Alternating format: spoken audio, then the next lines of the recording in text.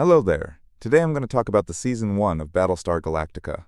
I'm going to cover all of my favorite characters and their storylines. By the way, I made a playlist of Battlestar Galactica related videos for your convenience, so feel free to check it out. Let's dive in. Commander William Adama stands as a symbol of a bygone era, a veteran of the First Cylon War. He commands the Battlestar Galactica, an outdated warship on the brink of decommissioning. The Cylon attack on the 12 colonies wasn't just a tactical strike, it was a genocide. Billions of lives vanish in nuclear fire. Adama, one of the few military leaders still alive, was thrust into an impossible role to command the last surviving warship and protect what remains of humanity. Adama evolves from a commander to a patriarch, from a military officer to something closer to a mythic figure. He becomes the moral and strategic backbone of the fleet. Yet the weight of this responsibility isolates him. Every decision he makes is shadowed by irreversible consequences. He must balance military protocol with human compassion, personal grief with professional duty. The conflict between Adama and President Roslin defines much of the season's tension. Where she sees the future of the species in terms of political structure, education, and faith, Adama begins with the pragmatism of survival. Their initial clashes, over chain of command, over the role of military authority, reflect the broader question of what kind of civilization, if any, can be rebuilt. Despite their differences, they develop a working relationship rooted in mutual respect. Over time, Adama begins to acknowledge that survival is not only a tactical problem, it's also a question of hope, belief, and the endurance of human values. Adama's relationship with his son Lee brings a different kind of pain. The shadow of Zach's death haunts them both. Lee blames his father for pushing Zach beyond his capabilities, and Adama is burdened by the same guilt. Then there is Starbuck, the brilliant pilot who defies orders and challenges Adama's authority while earning his trust. She is, in many ways, the surrogate daughter he can guide where he failed before. Their relationship is laced with complexity, respect, affection, and a shared grief for Zach. Yet Adama sees in her the kind of spirit that cannot be manufactured. She represents both chaos and possibility. When it is revealed that there are Cylons who appear human, the paranoia and mistrust within the fleet rise sharply. When Adama is nearly assassinated, it shatters not only the safety of the command structure but Adama's own sense of judgment. If enemies can wear the face of friends, how can a leader trust anyone, especially himself? Yet through it all, Adama remains a steady center in a storm of chaos. He is not a hero in the traditional sense. He is not bold, not visionary, not flawless. But he is unwavering. He bears the burden of leadership not because he desires power, but because someone must carry the weight. The eldest son of Commander William Adama, Lee Adama, enters the story not only as a skilled pilot, but as a man already burdened by history, by family, by guilt, and by a complicated relationship with the uniform he wears. When the Cylons attack and the 12 colonies fall, Lee finds himself in the heart of a war he didn't expect to fight. But unlike his father, who is defined by duty, Lee is driven by something more conflicted, a desire to do what's right, even when it puts him at odds with the chain of command.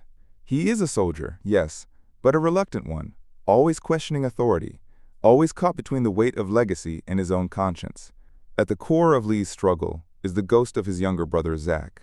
Zach Adama died during flight training, a tragedy that fractured the Adama family and forged a deep rift between father and son.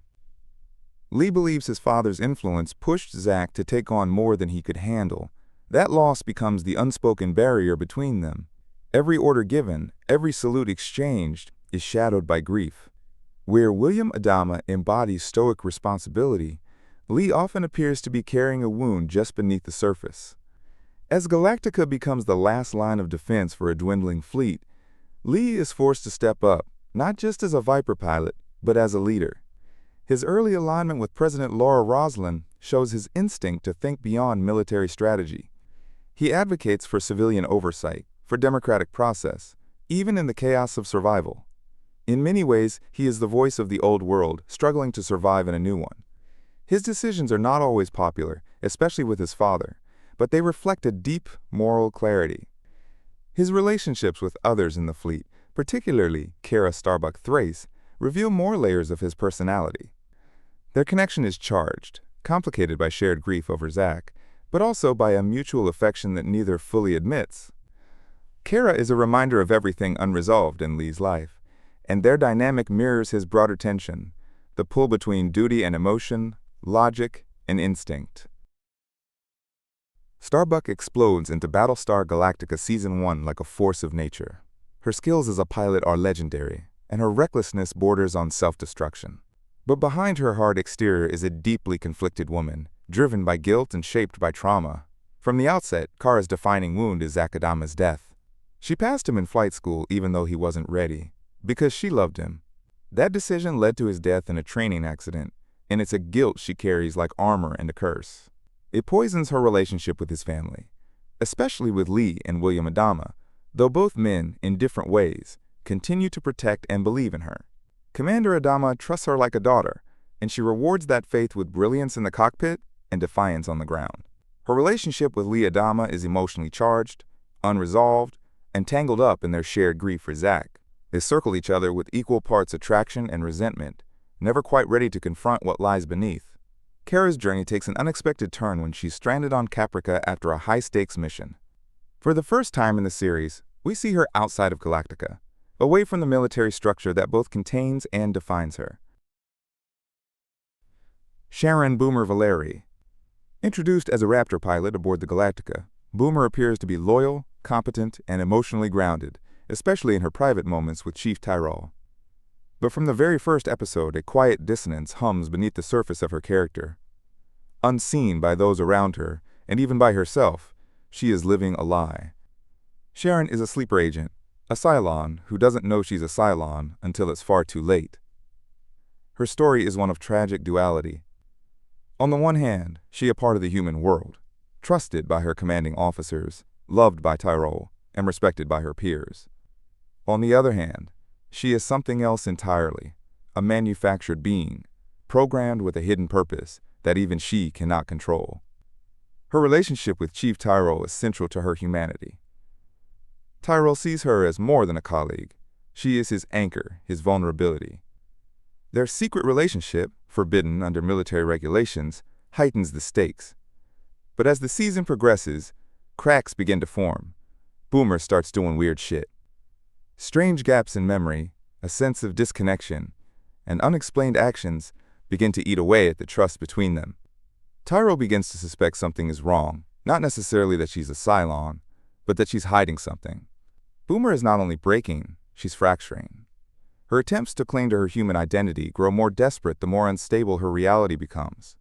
She seeks reassurance in Tyrol's love, but even that love starts to slip through her fingers as her sabotage missions begin to leave evidence behind. All of this builds to the devastating moment near the end of the season. Boomer, seemingly unaware, carries out a suicide mission, placing explosives that sabotage Galactica's water supply. Later, in the final moments of Season 1, she does the unthinkable. After a brutal, disorienting mission, she walks down the corridor, looks Commander William Adama in the eye, and shoots him at point-blank range. The horror of the moment isn't just in the act itself, it's in the expression on her face. Confusion. Fear. A kind of awakening. She doesn't know why she did it. She doesn't understand what part of her pulled the trigger. The war within Boomer has reached its breaking point, and the person she believed she was is now stained with an act of intimate betrayal. She wasn't captured, corrupted, or brainwashed. She simply was what she didn't know she was. A Cylon. When the Cylons first strike, Helo gives up his place on the Raptor to ensure that Dr. Gaius Baltar, the man who will ultimately betray humanity, can escape. Stranded on a devastated Caprica, Helo becomes something of a ghost from the main narrative. But his isolation is the foundation of his transformation. Alone, hunted, and uncertain whether any of humanity survives in space, he survives by instinct, but also by empathy. That empathy is tested and reshaped when he is reunited with Boomer, or rather, someone who looks exactly like her. Unbeknownst to him, she is a Cylon copy, part of a larger plan to manipulate him. But their bond quickly transcends the manipulation. He believes she is Sharon Valeri, a woman he once trusted, a fellow officer, a friend. The moments they share, fleeing from Cylon patrols, hiding among ruins, surviving day to day, build a raw intimacy. When the truth begins to surface, the betrayal is immense, but so is the emotional weight. Helo's horror isn't just that he's been tricked, it's that he loves her, and that love may still be real, even if everything else is a lie. Through this, Battlestar Galactica begins to explore one of its most radical ideas, that the boundary between human and machine might not be as clear as it seems. And Helo is the first character to truly embody that question, not through theory or strategy, but through deeply personal experience. He must ask, can love exist where trust has been violated? Can a machine have a soul? And if it does that soul deserve protection? Helo doesn't answer these questions with speeches. He answers them through choices. Even after learning the truth, he refuses to kill Sharon. He protects her not blindly, but because he begins to see something more in her, genuine emotion, fear, and love. In the first season of Battlestar Galactica, Gaius Baltar stands out as one of the most complex and morally ambiguous characters. A brilliant scientist, Baltar's talents are overshadowed by his weaknesses, his vanity, and selfishness. Baltar's defining relationship is with the enigmatic Number 6, a Cylon who appears to him as a seductive, mysterious presence. To the audience, she exists somewhere between hallucination and supernatural force, whispering temptations and manipulations that exploit Baltar's fears and desires. Their interactions are intimate yet sinister. Number 6 guides Baltar down a path of complicity in the Cylon attack, making him an unwitting pawn in humanity's near destruction. Throughout Season 1, Baltar is haunted by Number 6's presence. She embodies his guilt and paranoia, but also his twisted sense of companionship. He oscillates between craving her approval and fearing her power over him. This relationship shapes much of Baltar's internal conflict, as he struggles to reconcile his brilliant mind with the terrible consequences of his actions. President Laura Roslin emerges as a commanding yet deeply human figure, embodying the fragile balance between power and vulnerability. Suddenly thrust into the presidency after the catastrophic Cylon attack, Roslin must navigate the enormous responsibility of leading the remnants of humanity while grappling with her own mortality. Roslin's battle with terminal cancer adds a profound layer to her character. From the beginning, her illness serves as a constant reminder of the fragility of life and the relentless pressure she faces, not just from the external threats to humanity, but from within her own body. This struggle colors her decisions and often isolates her as she hides her deteriorating condition from most of the fleet. To manage her pain and symptoms, Roslin relies on medication, including painkillers and sedatives, which sometimes lead to vivid hallucinations and disorienting episodes. These visions, often involving religious or symbolic imagery, deepen the show's exploration of faith, destiny, and the unknown. They blur the line between reality and prophecy, suggesting that Roslin's role as president is intertwined with a larger, almost mystical purpose. Tigh's character is defined by contradictions. He is fiercely loyal to the fleet and its leadership, yet often struggles with anger, alcoholism, and inner torment. Season 1 explores these facets with care, showing a man who is both a warrior and a deeply flawed individual, wrestling with his own sense of worth. One of the most poignant moments in Tigh's arc comes through his relationship with his wife Ellen. Throughout much of Season 1, their marriage is strained and distant, a casualty of years spent apart and the pressures of war. Yet the brief reunion between Saul and Ellen aboard the Galactica reveals a glimpse of tenderness beneath Tigh's hardened surface. Tigh's role as Adama's right hand is crucial to the survival of the fleet, but it also places him under immense pressure. His struggles with alcohol and anger often threaten to undermine his effectiveness, yet his commitment never wavers. He is a man carrying heavy burdens, both personal and professional. Throughout the season, Tigh's interactions with other crew members show a man respected for his experience and leadership, but also feared for his volatility. His loyalty to Adama is unshakable, yet he is not immune to the pain of loss and betrayal that the fleet endures. So that's it. What do you think? Let me know your thoughts in the comments below. Don't forget to like and subscribe. Until next time.